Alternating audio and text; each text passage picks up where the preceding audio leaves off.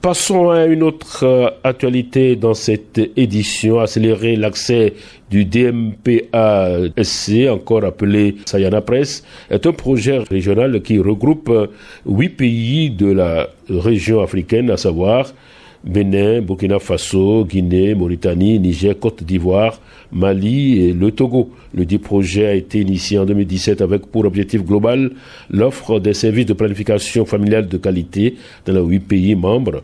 Venu à terme, le projet a été au menu d'un atelier de partage des résultats qui a eu pour cadre l'hôtel KTA à Cotonou ce vendredi 15 octobre 2021. L'atelier a réuni tous les acteurs et tous les partenaires ayant contribué à sa mise en échelle. À l'occasion, il y a eu comme activité principale meublant les travaux du dit atelier, les mots de bienvenue du représentant de l'Agence nationale des soins de santé primaire et du secrétaire général du ministre de la Santé publique, la présentation des objectifs de l'atelier, la présentation du projet, partage des difficultés et des leçons apprises liées à l'offre du DMPA-SC et de l'auto-injection, formulation des recommandations, des perspectives, la présentation des réseaux sociaux du projet et le point de presse animé tour à tour par le directeur régional du projet DMPA-SC, Célestin Compaoré, du docteur Gaston Aounou, chef service planification familiale,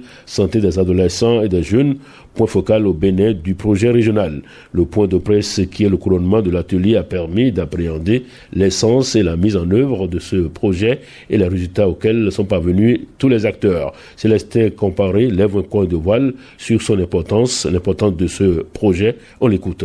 Il est important de rappeler que le projet a travaillé en partenariat avec le ministère de la Santé de ces différents pays en synergie d'action pour soutenir donc l'introduction du DMPA-SC, soutenir les pays, notamment le ministère de la Santé, soutenir les pays pour la mise en place de ces plans de passage à l'échelle et jusqu'à aujourd'hui nous soutenons les pays pour l'auto-injection du DMPA-SC. Certes, le projet a commencé au Bénin en 2019 et a travaillé à parler également du NFPA, parler de l'OAS et parler de tous les autres acteurs, qui incluent la société civile locale pour donc la mise en œuvre de ces activités au niveau opérationnel.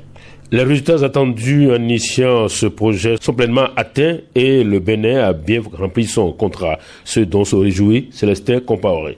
Je voudrais confirmer que parmi les 8 pays couverts par le projet, le Bénin figure parmi les pays qui ont atteint les résultats qui s'étaient attendus. C'est même une opportunité de remercier le ministère de la Santé du Bénin pour son engagement, ainsi aussi que les autres acteurs. Au-delà du JIPAIGO, nous avons travaillé avec le ministère, certes, mais ce projet a permis aussi de mobiliser d'autres acteurs pour soutenir l'accès des femmes au DMPA-SC au niveau donc du Bénin. Je vais parler donc de l'OAS, je vais parler de Tchad, je vais parler de l'UNFPA et bien d'autres acteurs. Donc, et l'Organisation mondiale de la santé. Donc, tout ça montre que le Bénin a atteint ses résultats. Célestin Compaoré, à l'instant, le dit projet a pu être mis en œuvre au Bénin grâce à l'implication totale du ministre de la Santé.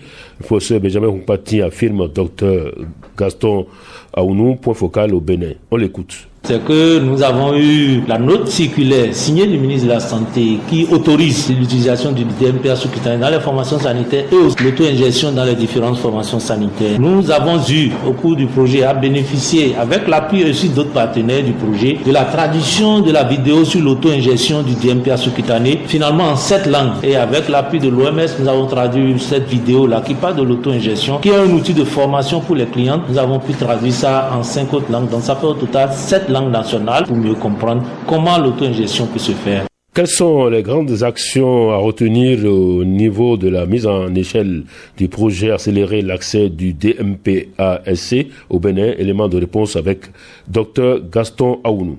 Nous avons pu former au total 2219 prestataires cumulés sur le DMPA sous-cutané et 553 relais communautaires cumulés depuis 2019. Le résultat probant, c'est que nous avons pu recruter jusqu'au 30 septembre 2021 plus de 82 000 nouvelles utilisatrices de DMPA sous-cutané, dont 2425 pour l'auto-injection. Cela veut dire que le DMPA sous-cutané a vraiment pris. C'est pas une nouvelle molécule, mais c'est un nouveau mécanisme d'injection. C'est pourquoi on peut faire l'auto-injection avec cela et c'est pourquoi nous pensons qu'avec ce projet, le Bénin a fait un bond.